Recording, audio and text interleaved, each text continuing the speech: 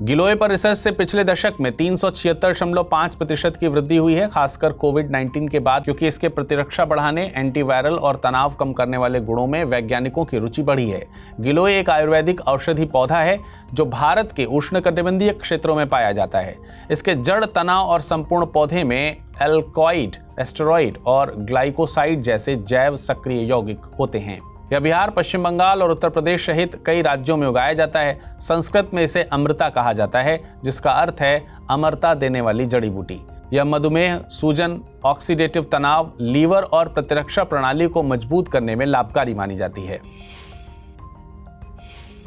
पंचायती राज मंत्रालय 4 मार्च 2025 को नई दिल्ली के विज्ञान भवन में सशक्त पंचायती नेत्री अभियान लॉन्च करेगा। इस राष्ट्रीय कार्यशाला में 1200 महिलाएं पंचायत प्रतिनिधित्व के तौर पर शामिल होंगी। इस अभियान का मकसद महिलाओं के नेतृत्व कौशल, निर्णायक क्षमता और स्थानीय शासन में भूमिका को मजबूत करेगा। इस दौरान महिला को सम्मानित किया जाएगा। प्रशिक्षण मॉड्यूल और लैंगिक हिंसा से निपटने के लिए गाइड भी जारी की जाएगी।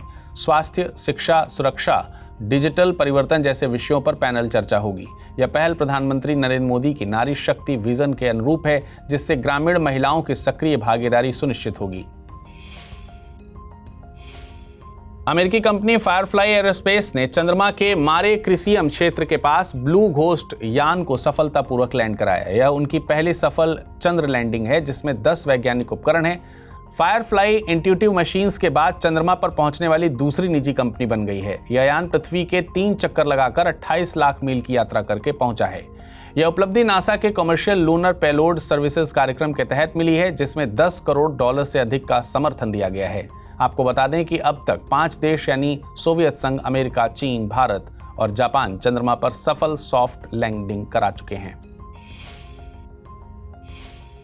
अंगोला में हैजा से मरने वालों की संख्या बढ़कर 201 हो गई है। स्वास्थ्य मंत्रालय के अनुसार जनवरी से अब तक 5600 से अधिक लोग संक्रमित हुए हैं। देश के 21 में से 13 प्रांतों में हैजा के मामले सामने आए हैं।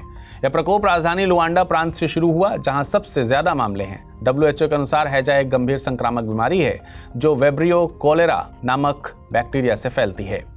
यह दूषित पानी और भोजन के सेवन से होती है और तेजी से डायरिया यानी दस्त और डिहाइड्रेशन का कारण बनती है। सुरक्षित पानी, स्वच्छता और स्वास्थ्य सुविधाओं तक पहुंच हैजा रोकने के लिए जरूरी है।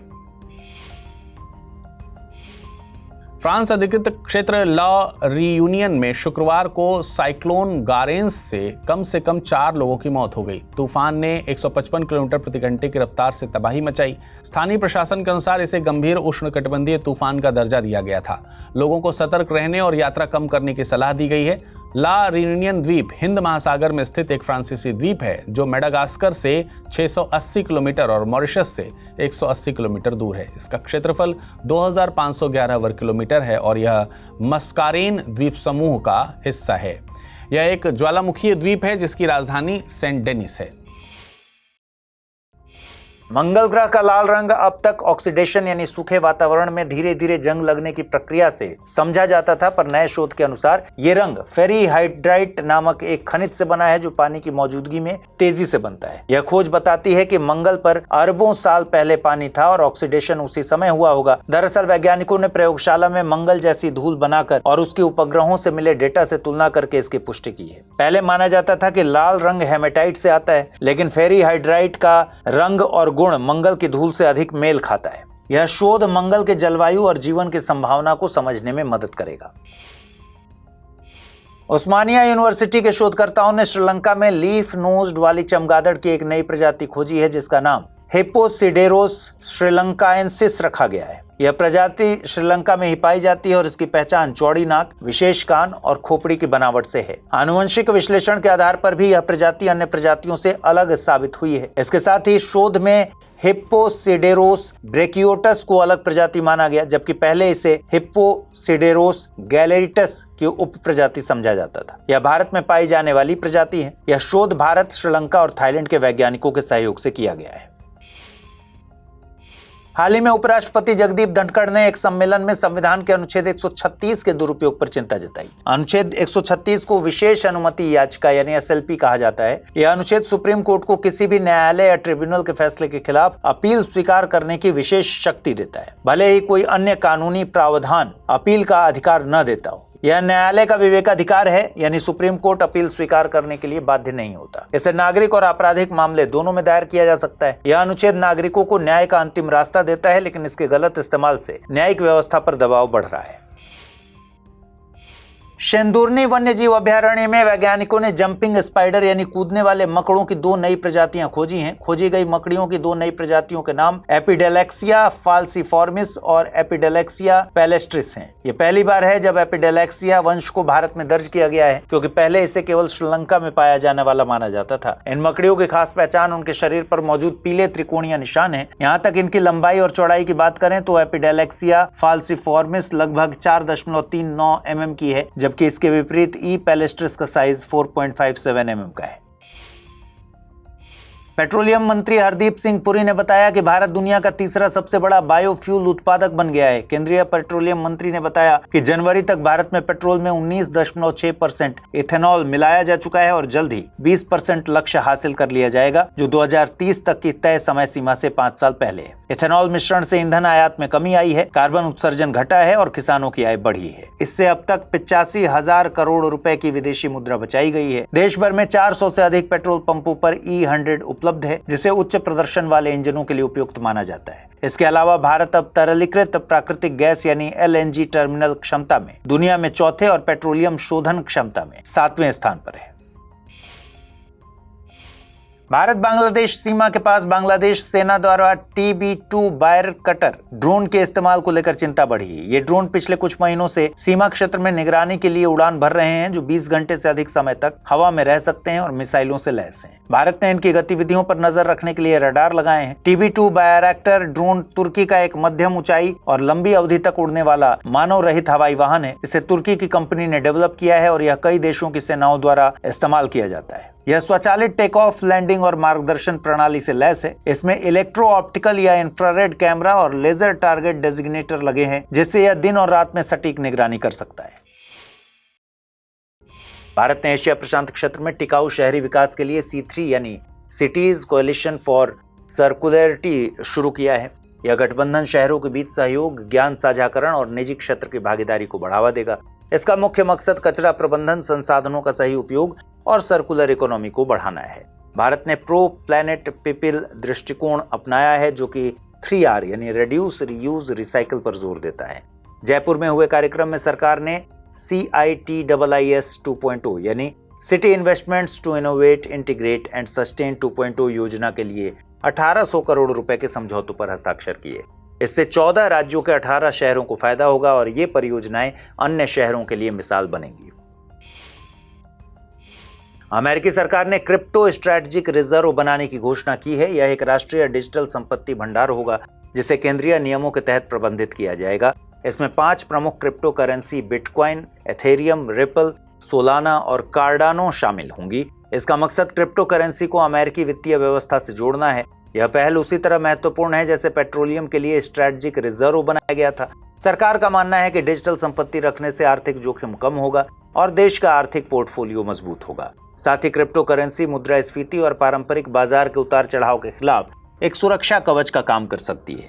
यह कदम अमेरिका को डिजिटल अर्थव्यवस्था में नेतृत्व बनाए रखने में मदद करेगा। चीन और जापान के शोधकर्ताओं ने नियोबियम डिसेलेनाइड में बोस मेटल जैसे गुणों की मौजूदगी की खोज की है। बोस मेटल एक अनोखी क्वांटम अवस्था है जिसमें कूपर पेयर यानी इलेक्ट्रॉन के जोड़े तो बनते हैं, लेकिन वे सुपर कंडक्टिंग अवस्था में नहीं रहते। यह पारंपरिक धातुओं से अलग होता है क्योंकि इसकी चालकता का स्तर 0 और अनंत के बीच रहता है, खास करके जब इसे लगभग 0 तापमान तक ठंडा किया जाता है। हालांकि अभी इसका कोई व्यावहारिक उपयोग नहीं है क्योंकि प्रयोगों के लिए तापमान, चुंबकीय क्षेत्र और पदार्थ की मोटाई को बेहद सटीक रूप से नियंत्रित करना पड़ता है। वैज्ञानिक अभी तक ये तय नहीं कर पाए हैं कि यह एक अलग क्वांटम अवस्था है या फिर सिर्फ एक ट्रांजिशनल फेज है। उष्णकटिबंधीय चक्रवात अल्फ्रेड ऑस्ट्रेलिया के दक्षिणी क्वींसलैंड और उत्तरी न्यू साउथ वेल्स की ओर बढ़ रहा है और श्रेणी 3 तक तीव्र हो सकता है। मौसम विभाग ने 120 से 155 किलोमीटर प्रति घंटे की रफ्तार से तेज हवाएं, समुद्री लहरें और भारी बारिश की चेतावनी जारी की है। इसके चलते ब्रिस्बेन के 20,000 घरों में बाढ़ का खतरा है, विशेषकर निचले इलाकों जैसे कि गोल्ड कोस्ट के नहर क्षेत्रों में। यह चक्रवात असामान्य रूप से दक्षिण में गर्म पानी और कम हवा के कारण मजबूत हुआ है। पंचायती राज मंत्रालय ने मॉडल विमेन फ्रेंडली ग्राम पंचायत पहल की शुरुआत की। यह पहल अंतर्राष्ट्रीय महिला दिवस 2025 के तहत शुरू की जा रही है, जिसका मकसद ग्राम पंचायतों में महिलाओं और लड़कियों के लिए सुरक्षित, समावेशी और समान अवसर सुनिश्चित करना है। देश भर से लगभग 350 पंचायत प्रतिनिधि और अधिकारी इसमें भाग लेंगे। इस पहल के तहत प्रत्येक जिले में कम से कम एक विमेन फ्रेंडली ग्राम पंचायत बनाई जाएगी। इसके अलावा प्रशिक्षण कार्यक्रम का वर्चुअल उद्घाटन और पंचायतों की प्रगति ट्रैक करने के लिए एक डैशबोर्ड लॉन्च किया जाएगा। विमेन फ्रेंडली ग्राम पंचायत की अवधारणा और सफल उदाहरणों को प्रस्तुत किया जाएगा। इसके बाद 8 मार्च 2025 को पूरे देश में महिला ग्राम सभाएं आयोजित की जाएंगी, जिससे यह पहल जमीनी स्तर पर लागू होगी। भारत सरकार ने 99% शुद्धता से कम वाली प्लैटिनम मिश्र धातु के आयात पर प्रतिबंध लगा दिया है। इसका मकसद सोने की चोरी छिपे आयात को रोकना है, क्योंकि कुछ आयातक प्लैटिनम में बड़ी मात्रा में सोना मिलाकर टैरिफ शुल्क का लाभ उठा रहे थे।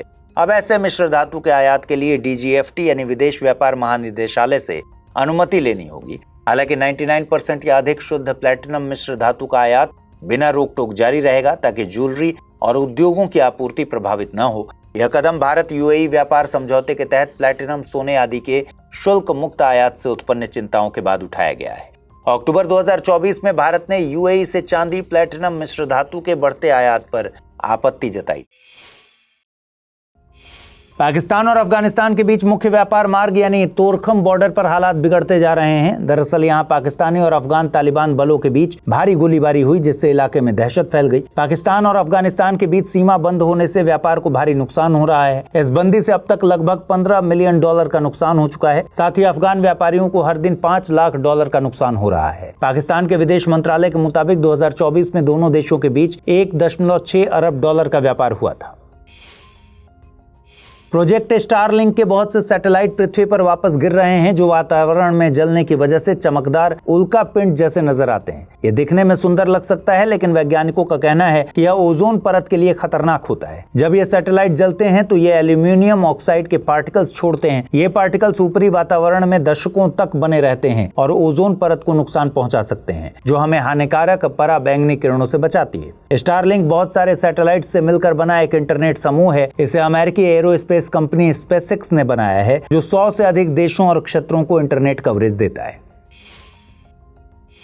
यूरोपीय आयोग ने रक्षा के लिए 800 अरब यूरो जुटाने की योजना बनाई है। इस योजना में 5 मुख्य कदम शामिल हैं। पहला, वित्तीय नियमों में बदलाव कर देशों को अधिक रक्षा खर्च की अनुमति दी जाएगी, जिससे 650 अरब यूरो उपलब्ध हो सकते हैं। दूसरा, 150 अरब यूरो का डेट सिस्टम बनाया जाएगा, जिससे सैन्य परियोजनाओं को पैसा मिल सके। और तीसरा, कुछ डेवलपमेंट फंड्स को रक्षा क्षेत्र में इस्तेमाल करने की अनुमति दी जाएगी। चौथा, एक बचत और निवेश प्रणाली बनाई जाएगी, जिससे रक्षा कंपनियों को आर्थिक मदद मिलेगी। पांचवा, यूरोपियन निवेश बैंक अब सैन्य और पुलिस उपकरणों के लिए भी पैसा देगा, लेकिन हथियारों के लिए नहीं। हालांकि इस योजना को लागू करने में अभी समय लगेगा, क्योंकि इसके लिए सभी यूरोपीय देशों की मंजूरी जरूरी है।